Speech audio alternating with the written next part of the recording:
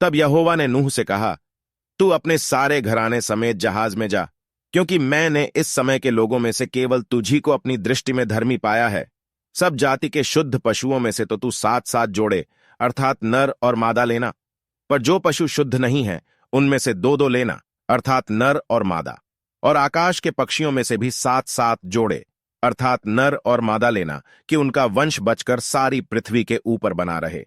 क्योंकि अब 7 दिन और बीतने पर मैं पृथ्वी पर 40 दिन और 40 रात तक जल बरसाता रहूंगा, और जितने प्राणी मैंने बनाए हैं उन सबको भूमि के ऊपर से मिटा दूंगा।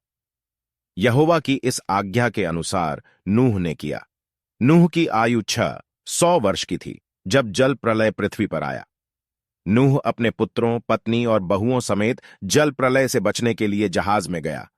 शुद्ध और अशुद्ध दोनों प्रकार के पशुओं में से, पक्षियों और भूमि पर रेंगने वाले जंतुओं में से भी 2-2 अर्थात नर और मादा जहाज में नूह के पास गए, जिस प्रकार परमेश्वर ने नूह को आज्ञा दी थी। 7 दिन के उपरांत प्रलय का जल पृथ्वी पर आने लगा।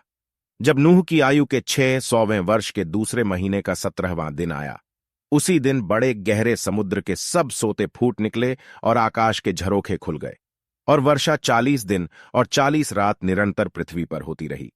ठीक उसी दिन नूह अपने पुत्र शेम, हाम और येपेत और अपनी पत्नी और तीनों बहुओं समेत और उनके संग एक-एक जाति के सब बनैले पशु और एक-एक जाति के सब घरेलू पशु और एक-एक जाति के सब पृथ्वी पर रेंगने वाले जंतु और एक-एक जाति के सब उड़ने वाले पक्षी जहाज में गए। जितने प्राणियों में जीवन का प्राण था, उनकी सब जातियों में से 2-2 नूह के पास जहाज में गए। और जो गए वे परमेश्वर की आज्ञा के अनुसार सब जाति के प्राणियों में से नर और मादा गए। तब यहोवा ने जहाज का द्वार बंद कर दिया।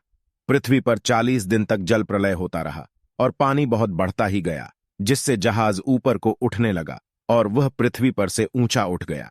जल बढ़ते बढ़ते पृथ्वी पर बहुत ही बढ़ गया, और जहाज जल के ऊपर ऊपर तैरता रहा।